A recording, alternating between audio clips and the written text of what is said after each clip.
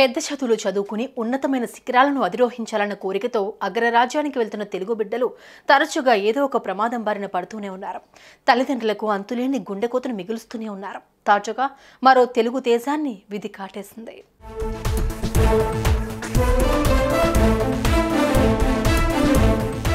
చదువుల కోసం అమెరికా దేశానికి వెళ్లే విద్యార్థులు కావచ్చు, లేదంటే అక్కడ ఉద్యోగాల కోసం వెళ్లే భారతీయులు కావచ్చు, వారాంతంలో కాస్తంత ఆట విడుపు కోరుకుంటారు.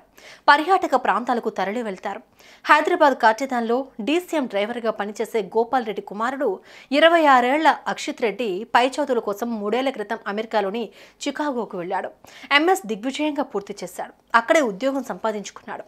అక్షిత్ రెడ్డి గత శనివారం సాయంత్రం మరో 2 స్నేహితులతో కలిసి లేక్ మిచిగన్ ట్యాంక్ దగ్గరకు వెళ్లారు. ఈత కొట్టేందుకు చెరువులో దిగారు. అక్షిత్ రెడ్డితో పాటు మరో యువకుడు ఈత కొడుతూ చెరువు మధ్యలో ఉండే ఓ బండను చేరుకోవాలని సరదా పడ్డారు.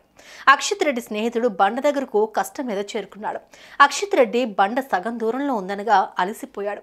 తిరిగి ఒడ్డుకు చేరుకునేందుకు చేసిన ప్రయత్నంలో జలాశయంలో మునిగిపోయాడు. అటు బండ మీదకు చేరుకున్న యువకుడు తిరిగి వచ్చే ప్రయత్నంలో చెరువులో మునిగిపోయే పరిస్థితుల్లో స్థానికులు చెరువులో దూకి అతన్ని కాపాడారు.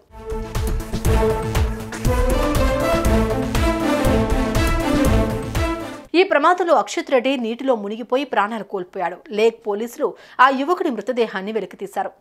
అమ్మా ఔటింగ్ వెళ్తున్నా, రాత్రికి తిరిగి వచ్చేస్తామంటూ ఫోన్ చేసిన కొద్ది గంటలోనే ఇలాంటి దారుణమైన వార్త విన్న తండ్రి గోపాల్ రెడ్డి, తల్లి సమంత కుప్పకూలిపోయారు.